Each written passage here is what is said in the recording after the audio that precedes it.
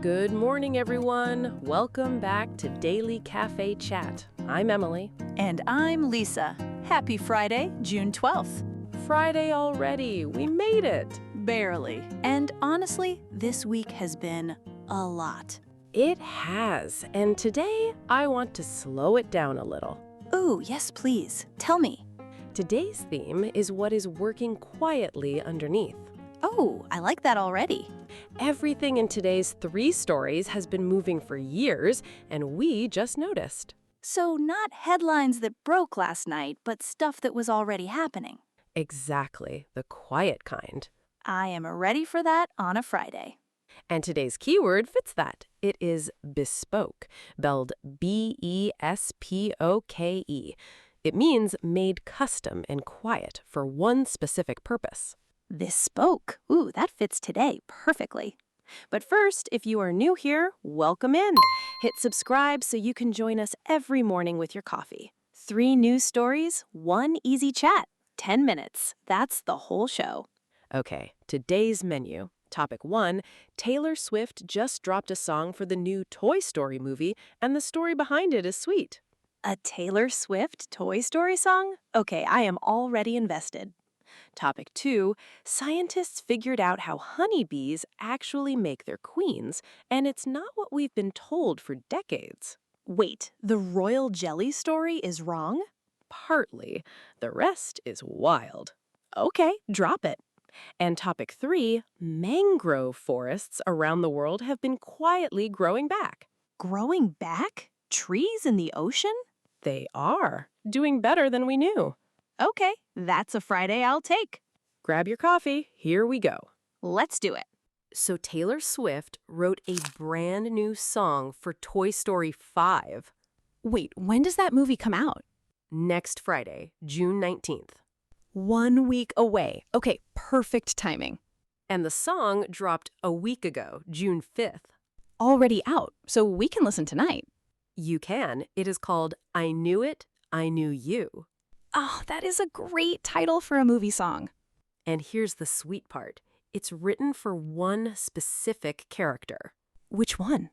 Jessie, the cowgirl. Of course it's Jessie. That makes total sense. Right? And Taylor has loved that character since she was 5 years old. Oh, that is the cutest reason to write a song. And she actually told the press, when I watched the movie, I went home and wrote it. One sitting song. Pretty much. And she co-wrote it with Jack Antonoff. Oh yeah, they've been a team forever. Years and years, most of her albums. So the people we already know they trust each other, they show up here too. That's the quiet underneath part. The collaboration is older than the song. I love that framing. And the sound is interesting. It's a return to country. Wait, country, not pop? Banjo, mandolin, strings, harmonica. Okay, full instrument list. That's country. Her early roots, she's going back. And how did it do on day 1? Biggest country debut on the charts for the whole year, 2026. And it's a movie song. That's honestly wild. And the movie is still a week out. It could climb higher. Okay, so the quiet thing is loud now. Okay, this next one totally rewires what I thought I knew. Hit me. So you know how the honeybee story goes. A regular bee gets fed royal jelly, and that turns her into a queen.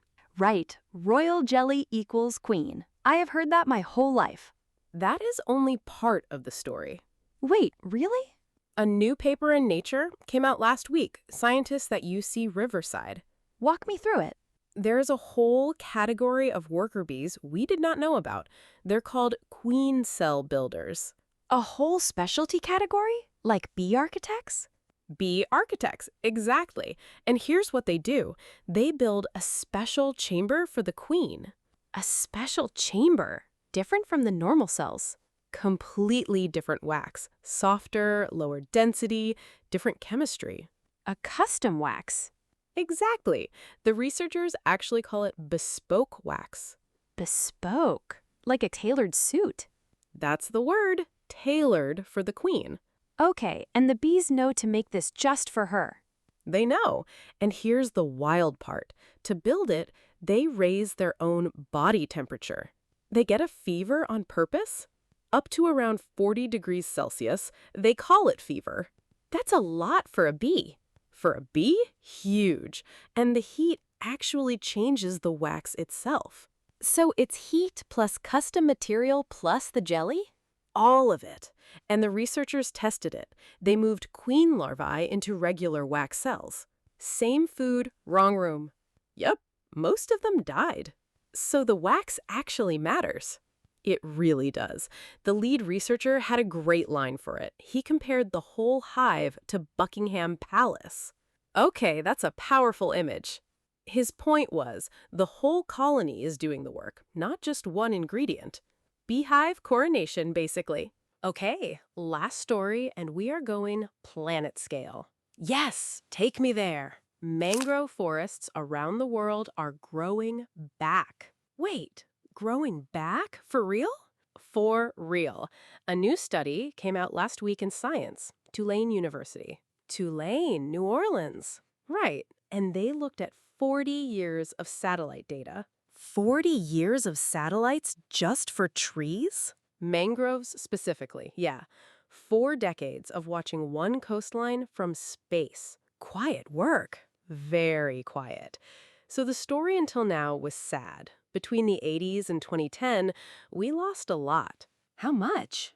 About 2,900 square kilometers. That is a lot of trees. Right, but here's the turn. Okay, over the last 16 years, new mangrove growth has actually been beating the losses. Wait, they're actually growing back now? Net growth. 40 years total, the loss is around 1%. 1% after all that? Yeah, way better than anyone thought. Why is it happening? 2 reasons. Planting programs, that's the obvious one. Right, people doing the work. And the second one is kind of poetic. Natural recovery. Meaning what? Old fish farms that got abandoned, mangroves move in. River deltas making new mud, mangroves move in. They just come back when there's space. And here's the bit I love. As the world warms, they're spreading north along the Gulf Coast. So warming is helping them move into new territory. A little bit, yes, with one big asterisk. Always an asterisk. The new ones are still young. They don't block storms or store carbon like a full-grown one yet. So the win is real just early. Exactly that. The lead researcher said, after decades of loss, we're finally seeing a global turning point. A turning point on a Friday. I'll take that. Okay, what a quiet Friday. A Taylor Swift song that started with a 5-year-old loving Jessie, a hive of bees that have been doing custom architecture forever, and 40 years of satellite data that finally showed a turning point. Quiet wins are still wins. That was today. Okay, I am stealing that line. 4 words, whole episode. Friday energy. So, time for the daily question. Which one of the 3 was the most quiet underneath you?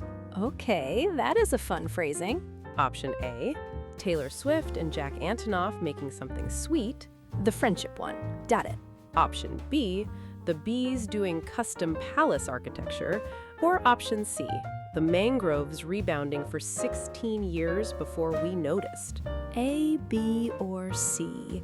Honestly, all kind of cozy. What is your pick? A, the song, the Jessie thing.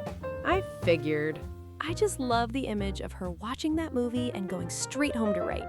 I get it. There's something pure about it. What about you? B, the bees. Of course it's the bees. The whole bespoke wax thing, I can't stop thinking about it. That's a respectful answer. I try. And C is up there too. 16 years of quiet recovery, and we just learned about it last week. As you should. Listeners, drop your A, B, or C in the comments. We always read them. We do. And the keyword comes full circle. Bespoke, the word from the top. Custom made for one specific person or purpose. Bespoke. Such a good word. It really is. And if you enjoyed this, hit subscribe. We'll be back tomorrow with 3 more stories and a fresh coffee. Until then, keep noticing the quiet stuff. It's usually working harder than you think. Love that. Bye.